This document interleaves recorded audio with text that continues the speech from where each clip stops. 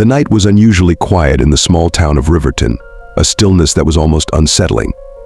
The usual noise of traffic had faded into the distance, replaced by the soft rustling of leaves in the gentle breeze.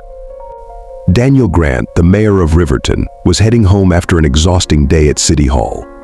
The weight of his responsibilities still pressed on him, but the thought of a quiet night at home with his family gave him something to look forward to. He sighed deeply, the tension in his shoulders beginning to ease as he tapped a slow rhythm on the steering wheel. The dim streetlights along Winston Avenue barely illuminated the empty road ahead as Daniel's sleek black sedan glided smoothly over the asphalt. He glanced at the clock on the dashboard, 10:47 p.m. Just a few more minutes and he would be home. His mind drifted, imagining his wife's warm smile and the soft sound of his kids laughing, a comforting contrast to the political maneuvering and endless meetings that had filled his day. But just as the thought brought a small smile to his lips, the sudden flash of red and blue lights lit up his rearview mirror. The smile disappeared. His stomach clenched, a familiar sense of dread creeping over him. Not now, he thought, his grip tightening around the steering wheel as the police cruiser pulled up closer behind him. The swirling lights cast creepy, dancing shadows across the road, and the tension in his chest grew. Why was he being pulled over? He wasn't speeding. His car hadn't curled. Everything seemed to be in perfect working order. An unease began to build inside him, a feeling he had hoped to leave behind long ago. "Here we go," Daniel muttered under his breath. His mind raced through the possibilities as he guided the car toward the side of the road. The crunch of gravel beneath his tires was unnervingly loud in the quiet of the night. He glanced again in his rearview mirror, watching the police cruiser's engine continue to hum ominously behind him. The flashing lights, still spinning, reflected off his back window, casting sharp red and blue streaks across the interior of his car. Daniel rolled down his window, taking a deep breath to calm his racing heart. He watched the officer step out of the cruiser, his figure looming in the dim light. The officer's heavy boots thudded against the pavement, each step deliberate, each one adding to the growing tension in the air. His hand rested just a little too comfortably on the handle of his holstered gun, as if he was preparing for something to go wrong. Daniel's pulse quickened. "This is just a routine stop. Stay calm, Daniel," he told himself, straightening his posture as the officer approached. The nameplate on the officer's chest glinted under the streetlight. Officer Brad Mills. Daniel didn't recognize him, but the hard, unsmiling expression on Mills' face set off alarm bells in his mind. There was no courtesy in the way the officer carried himself, only a cold, hardened behavior that immediately made Daniel feel unwelcome. Yes, he was the mayor, but he did not want to use his authority to get special treatment. "License and registration." Mills yelped, his tone devoid of any civility. It wasn't a request, it was a demand. His eyes, sharp and suspicious, roved over Daniel as though searching for a reason to escalate the situation. Daniel, maintaining his composure, nodded slowly. "Good evening, officer," He said, his voice steady but cautious. "May I ask what I've done wrong?" Mills leaned in closer to the open window, the stench of his breath lingering in the air. His tone was cold, filled with barely concealed hostility. "You know why I pulled you over?" He growled, his eyes narrowing in on Daniel's face like a predator sizing up its prey. Daniel's brow furrowed, confusion and frustration flickering across his face. Does he not know who I am? It was an odd thought, but in a town as small as Riverton, Daniel was used to being recognized. He had always worked hard to build connections, to promote a sense of community. But something about Mills' demeanor told him this wasn't just a traffic stop. "I'm afraid I don't," Officer Daniel replied calmly, though he could feel the heat of irritation rising in his chest. "Officer, I wasn't speeding and I haven't broken any traffic laws." Mills' lips curled into a sneer. "Let me be the judge of that," he Spat, thrusting his hand forward, palm open. "License and registration." "Now." Daniel complied, handing over the documents, but a knot of anger tightened in his stomach. Mills snatched them out of his hand, never taking his eyes off Daniel. His gaze was accusatory, as though he was waiting for Daniel to make a wrong move. As Mills turned on his heel and marched back to his cruiser, Daniel let out a slow breath. He watched in the rearview mirror as the officer sat in the patrol car, his figure illuminated by the faint glow of the dashboard. Mills didn't seem to be running his license or doing any routine checks. Instead, he was talking into his radio, occasionally glancing back at Daniel's car with an expression that seemed more calculating than procedural. Was he stopped just because he was black? Daniel's mind was rushing. Perhaps, if Daniel had been submissive and became nervous and scared, the police officer would have felt the authority and would have let him go. But Daniel's composure had challenged the police officer. He had never seen a black man being so calm, even though he was so close to being arrested. The minutes dragged by. Daniel's unease grew with each passing second. He shifted in his seat, his mind racing. What is he doing back there? Why is this taking so long? A bead of sweat trickled down his forehead, despite the cool night air. He stole a glance at the dashboard clock, 11:02 p.m. It had been over 10 minutes, and yet Officer Mills hadn't returned. Something isn't right. The thought chewed Daniel, a growing pit of dread settling in his stomach. He had been in situations like this before, stopped for no reason, subjected to unnecessary questioning before he was a mayor. But this time it felt different. This wasn't just a stop. Mills was looking for something. He was trying to provoke something. Finally, Mills stepped out of his cruiser again, but his approach this time was slower, more deliberate. His hand hovered near his holstered gun, his eyes hard and unreadable as he stopped just short of Daniel's window. Now step out of the car. Mills said, his voice sharp and commanding. Daniel blinked, momentarily stunned. Step out of the car? His heart thudded loudly in his chest, disbelief mixing with growing frustration. Is there a reason for that? Daniel asked, his voice calm but firm. His patience was wearing thin, and the creeping sense of injustice simmered just beneath the surface. Mills' smirk widened, his hand moving even closer to the butt of his gun. Yeah, I don't like your attitude. Get out of the car. Daniel's jaw clenched, his breath coming in short, controlled bursts. The fine line between remaining composed and letting his anger boil over was growing thinner by the second. This is ridiculous. As Daniel muttered under his breath, unbuckling his seatbelt and stepping out of the car. His movements were deliberate, his gaze locked onto Mills as he stood, squaring his shoulders.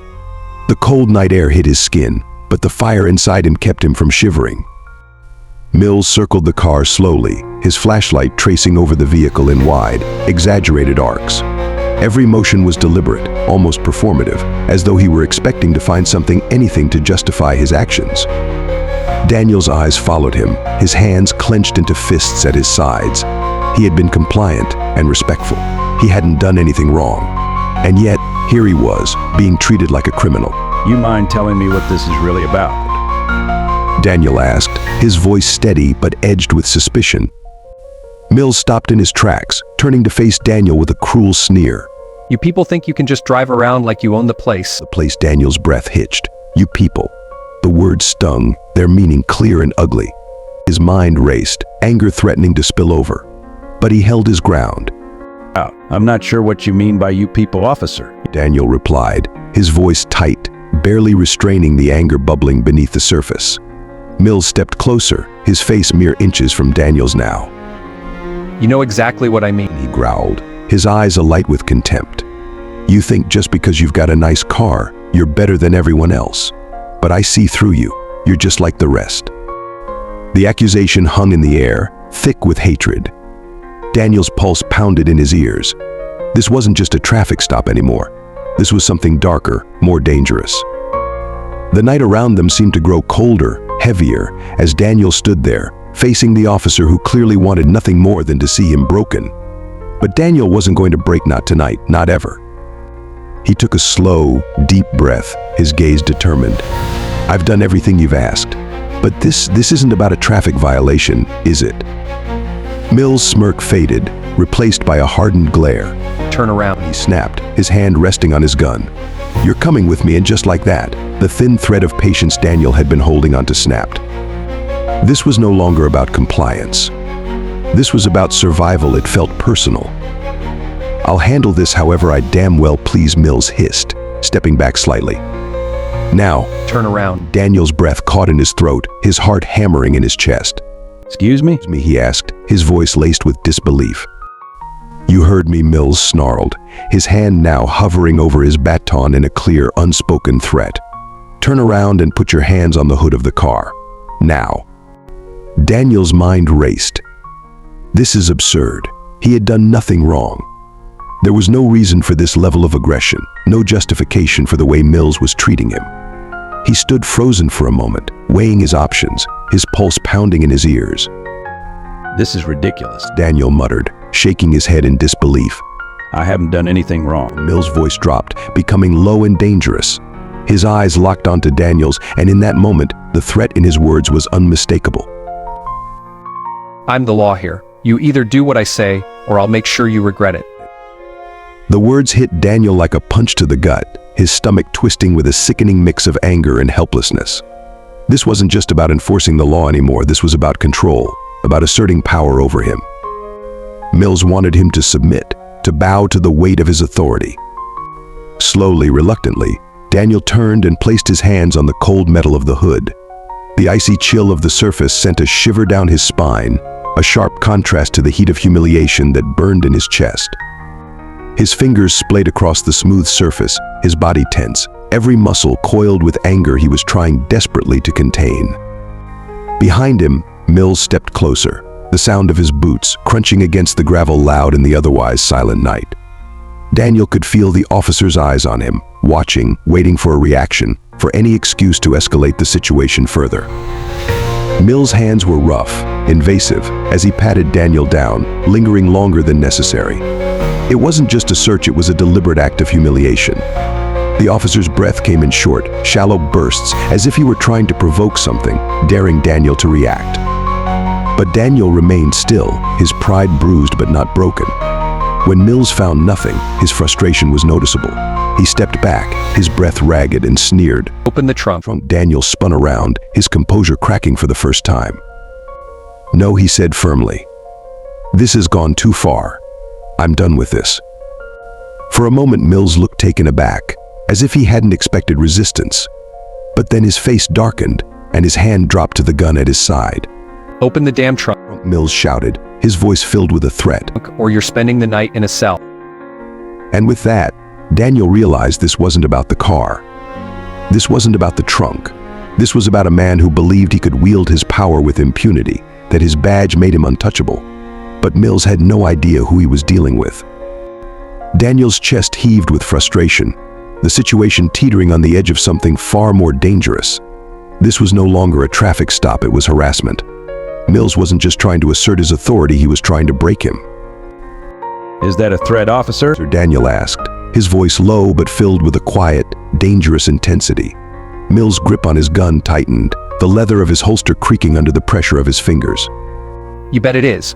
He said, his eyes flashing with a twisted sense of power. Daniel's eyes locked onto Mills, his patience finally wearing thin. He had been trying to de-escalate the situation, trying to remain calm, but Mills had made it clear that there was no reasoning with him. This had gone far enough. Taking a deep breath, Daniel stepped forward, his voice calm but authoritative. I don't think you realize who I am. Mills let out a harsh, mocking laugh, his smirk widening. Oh, I know exactly who you are. He said, his voice dripping with disdain. You're just another thug who thinks the law doesn't apply to him. The words hit Daniel like a slap to the face, but he held his ground, refusing to be rattled by Mills' insults. I'm Daniel Grant, Daniel said, his voice cutting through the tension like a blade. Mayor of Riverton. The color drained from Mills' face in an instant. His smug expression faltered, replaced by confusion and disbelief. He stared at Daniel, blinking as though trying to process what he had just heard. What? Mills' voice cracked, the confidence and bravado draining from him in an instant. He took a step back, his grip on his gun loosening. You heard me, Daniel said, stepping closer, his voice calm but filled with a quiet, controlled fury. I'm the mayor of this city, and you've just crossed a line. Mills' mouth opened and closed, but no words came out. His face paled as the full weight of his mistake settled over him. He glanced at the car, then back at Daniel, the realization crashing down on him with brutal force. His career, his life, was teetering on the edge of destruction, all because he had let his prejudice guide his actions. What? I didn't know. No, Mills stammered, his voice shaking. The arrogance that had fueled him moments earlier had evaporated, leaving behind a man looking for an excuse. Daniel's eyes narrowed, his voice steady but cold. Riverton, you didn't know because you didn't care to find out. You pulled me over for no reason. You searched my car and humiliated me, and now you're going to be held accountable. Mills took another step back, his hands trembling as they hovered near his belt. "Look, I didn't mean to, but you did," Daniel interrupted, his voice sharp. This wasn't about enforcing the law. This was about power. You saw me and you made a decision based on nothing more than the color of my skin. Mills swallowed hard, his throat bobbing as he tried to find the words to salvage the situation. I was just doing my job. I didn't mean any harm. Daniel's gaze hardened. "You've abused your position, officer, and you're going to face the consequences." Before Mills could say another word, the wail of another approaching police cruiser pierced the air, cutting through the heavy tension.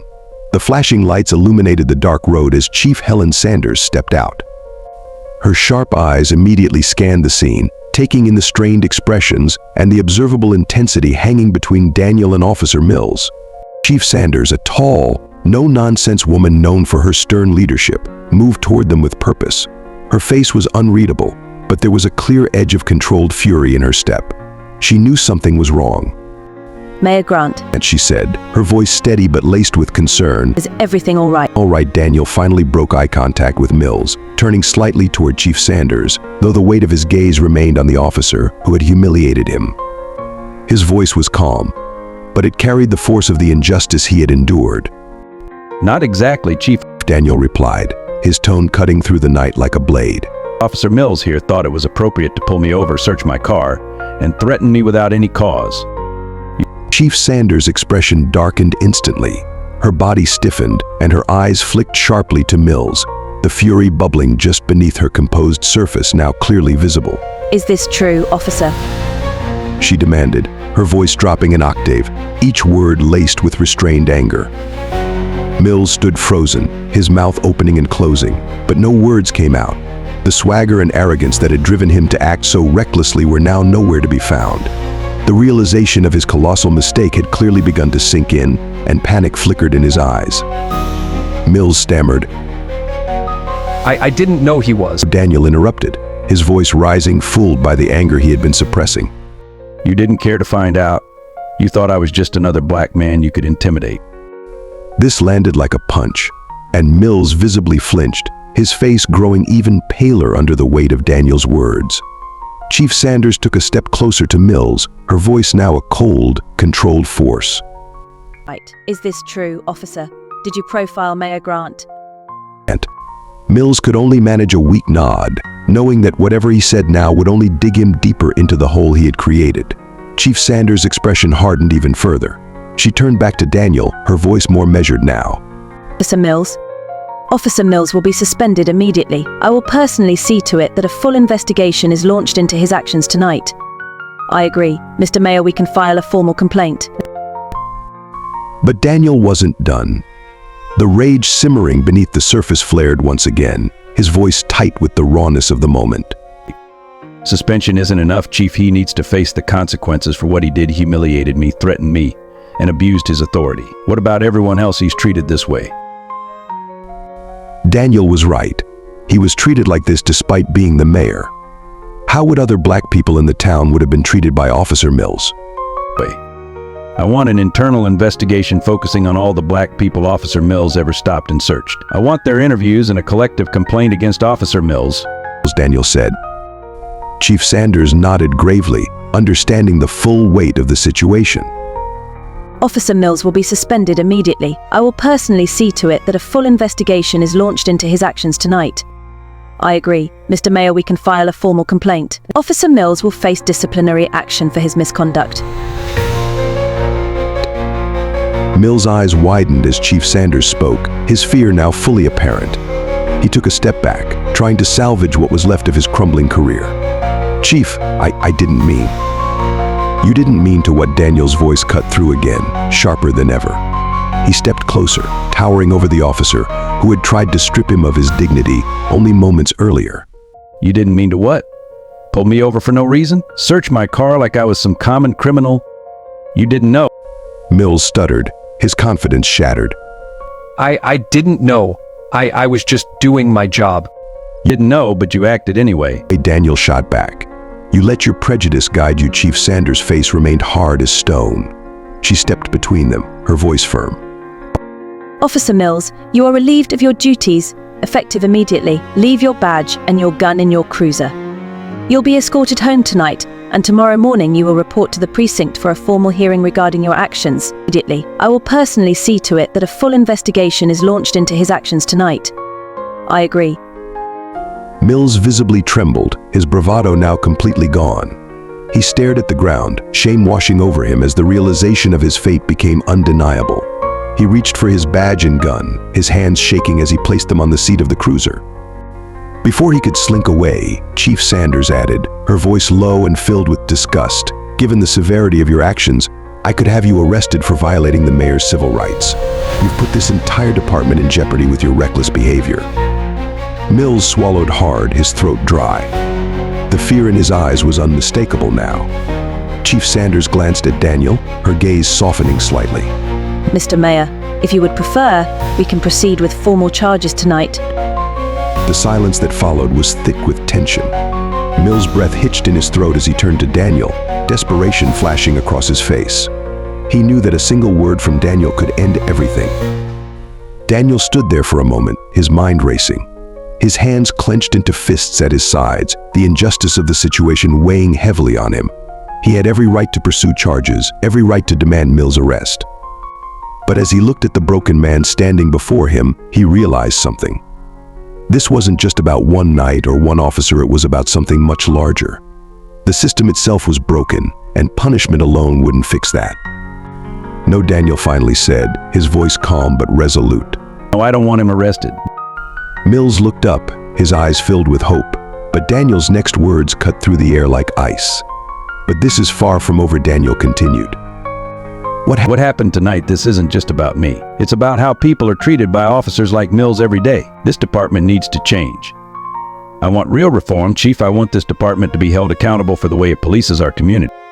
Chief Sanders nodded, understanding the depth of what he was asking. You have my word, Mr. Mayor. We will conduct a thorough review of our procedures and will address the issues that led to this incident. Rest assured, Officer Mills will face the consequences of his actions. Daniel's eyes flicked back to Mills, who stood there, hollow and broken. "Suspend him. Let the investigation run its course. But more importantly, I want reforms. I want to make sure that what happened tonight never happens again to anyone." Chief Sanders turned back to Mills, her voice stern and unyielding. Consider yourself lucky, Officer Mills. You won't be arrested tonight, but make no mistake, you're suspended, and your actions will be thoroughly investigated. You will face the consequences. Mills nodded numbly, knowing that his fate was sealed. He turned and walked away, his once confident steps now reduced to a slow shuffle of defeat.